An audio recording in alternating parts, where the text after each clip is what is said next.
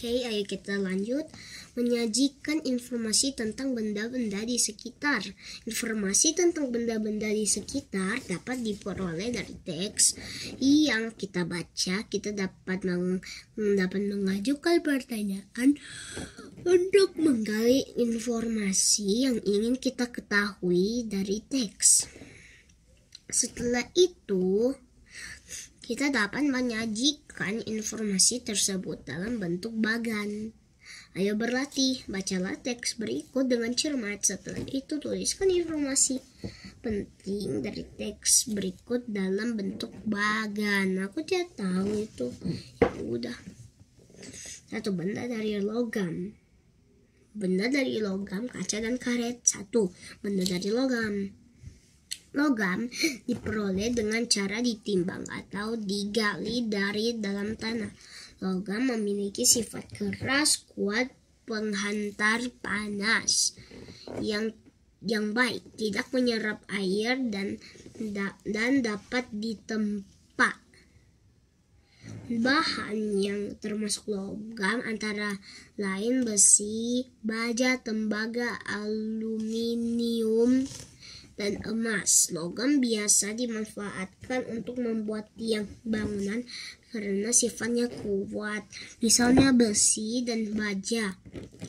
Logam yang biasa digunakan untuk peralatan masak karena sifatnya mudah menghantarkan panas, misalnya aluminium. Aluminium dimanfaatkan untuk membuat panci, wajan, dan teko. Teko itu seperti gambar itu. Oh iya, ini gambarnya teko. Kembali ke bacaan teks. Benda dari kaca. Kaca terbuat dari bahan baku pasir, kaca atau pasir silika. Kaca memiliki sifat kedap air, tembus cahaya, dan mudah pecah. Kaca digunakan untuk membuat peralatan rumah tangga. Kaca digunakan untuk membuat peralatan rumah tangga seperti piring, gelas, dan mangkuk. Kaca juga digunakan untuk membuat jendela, pintu, dan akuarium.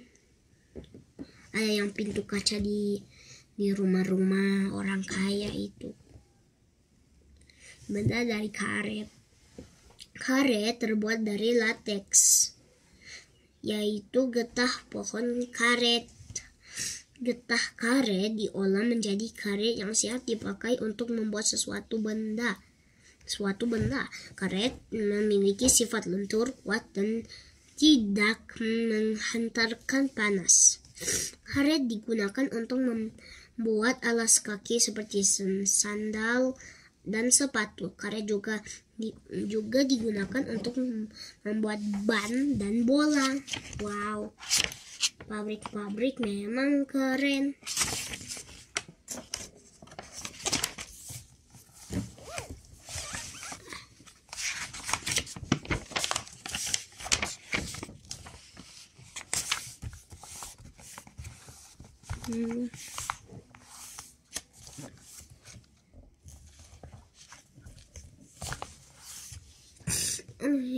Contoh bagan. Oh, membuat bagan seperti begini. Oke, terima kasih.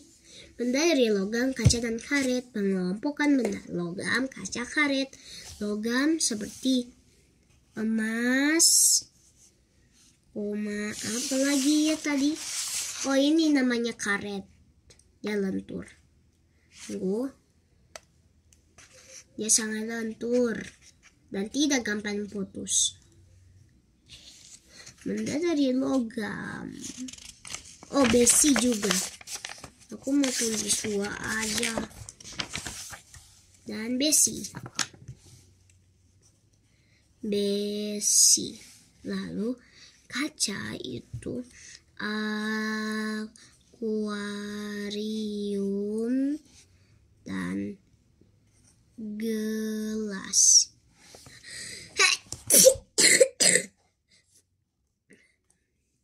Karet seperti ban dan bola. lelah.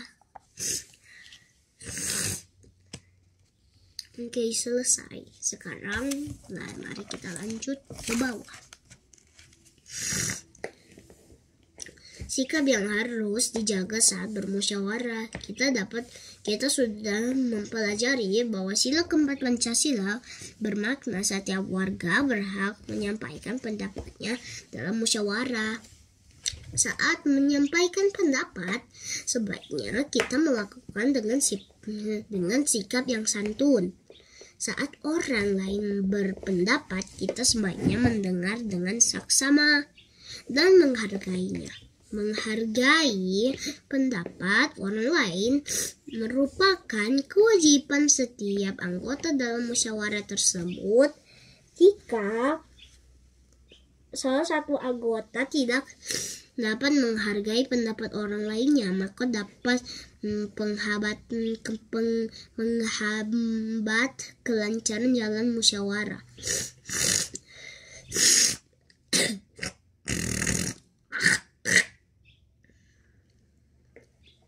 Hasil musyawarah merupakan keputusan terbaik yang disepakati bersama. Oleh karena itu, penting bagi setiap orang anggota musyawarah untuk memberikan dalam pengambilan keputusan.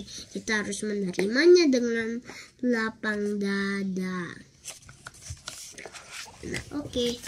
Ayo berlatih. 1. Kerjakan soal berikut. 1. Perhatikan gambar berikut.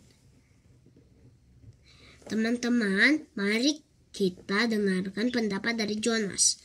Pendapatku, ciri-ciri benda cair tidak hanya selalu mengikuti bentuk bendanya, tetapi juga dapat mengalir dari tempat tinggi ke tempat yang lebih rendah. Apakah perilaku yang ditunjukkan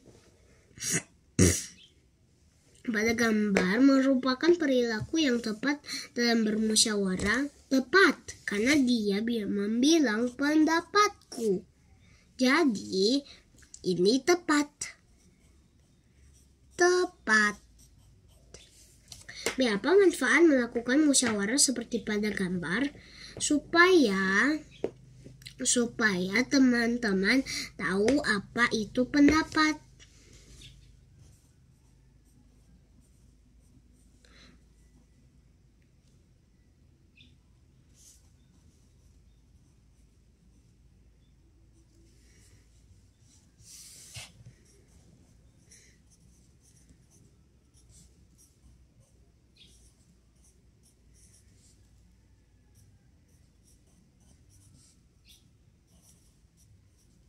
Oke. 2. Menurutmu, perilaku apa saja yang harus diterapkan selama melakukan musyawarah?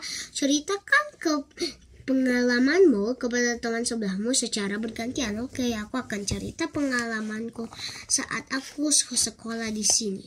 Lalu aku ada belajar tentang benda padat, cair, dan gas. Dan aku ada menjawab dengan pendapatku. Benda gas kita tidak bisa dilihat, tapi kita bisa merasa dan menghirupnya. Kalau tidak, nanti kita tidak tahu gas itu apa. Dan benda padat itu dia selalu tidak mengikuti wadah, karena dia hanya tetap begini. Seperti ini, dimasukkan ke sini. Tidak berubah. Tapi kalau benda cair, jika aku masukkan ke dalam gelas, dia akan berubah dari botol segi 4 ke gelas berbentuk lingkaran.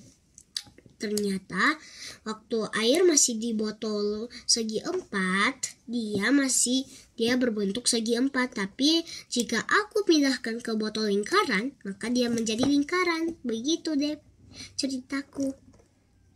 Semoga kalian suka. Oke, mari kita lanjut. Jangan membuang-buang waktu. Kesetaraan satuan panjang baku 1. Oke, kita sudah mempelajari Cara melakukan pengukuran panjang benda dengan satuan baku. Hasil pengukuran panjang tersebut dapat dinyatakan dalam satuan baku meter dan sentimeter. Selain satuan meter dan sentimeter, masih ada beberapa satuan baku lainnya seperti milimeter. Satuan baku dapat dinyatakan dalam satuan baku lainnya. Perhatikan antar satuan panjang berikut. 1 meter sama dengan 100 cm sama dengan 1000 mm. Artinya 1 meter sama dengan 1000 mm. Wow, keren. Yeay, matematika. Perhatikan contoh berikut. 1. 2 meter sama dengan 200 cm. 3 meter sama dengan 3000 mm. 215 cm sama dengan 1 meter lebih 15 cm. Artinya 1 meter lebih 15 cm sama dengan Oh iya, maaf. Aku yang salah. Seharusnya ini 1 meter lebih 15 cm. Begitu. 3 meter lebih 25 cm sama dengan 325 cm. Penyelesaian. What the hell? Ini apa ini? Aku tak mengerti apa ini. 2 meter sama dengan 2 kali 100 cm sama dengan 200 cm. 3 meter sama dengan 3 dikali 1000 mm sama dengan 3000 mm. 215 cm 200 cm ditambah 15 cm sama dengan 200 dibagi 100 cm sama tambah 15 cm sama dengan 2 meter lebih 15 cm. 4. 3 meter 25 cm sama dengan 3 kali 100 cm ditambah 25 cm sama dengan 300 cm tambah 25 sama dengan 325 cm. Oh, begitu dong penyelesaiannya. Oke. Ayo, siapa yang mau tantang saya? Saya ini jago. Ayo berlatih bola ke dalam satuan yang ditentukan. 3 meter 300 cm 4 meter 4000 mm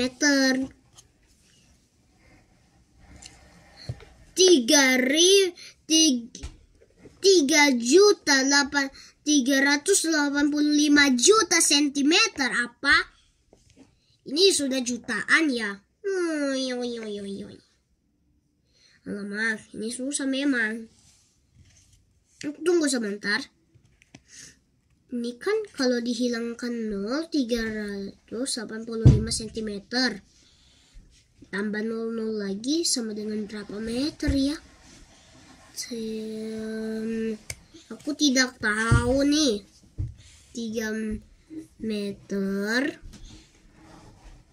lebih 85.000.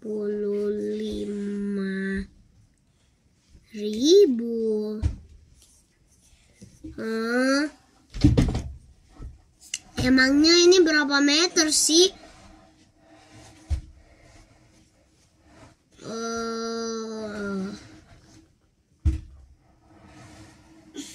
Pasti ya udah. Ini sama dengan 425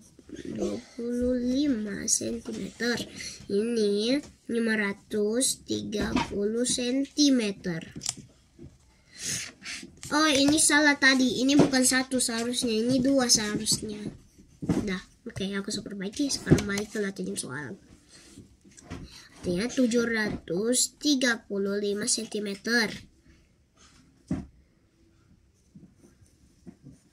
200 cm sama dengan 2 meter lebih 10 cm. Ini 4 meter lebih 50 cm. Ini 3 meter lebih 85 cm. 75.000 mm sama dengan, tadi kan kita pelajari 1 meter sama dengan, artinya ini 75 mm sama dengan berapa senti? Baji, ini ribu. Ini sudah juta. Oh, ini belum juta. Iyo, ini 385.000. Nah, kalau ini apa ya? Aneh. Artinya 0,5 cm sama dengan berapa meter? 0,5 meter. Ya udah, nanti kita pelajari sebentar. Oke. Nanti aku perbaiki nanti. Oke. Jika sudah, mari kita berdoa dulu. Lord Jesus, bless now. Thank you for helping me to study Bupena Iman. Okay, bye. Oops. Oh no.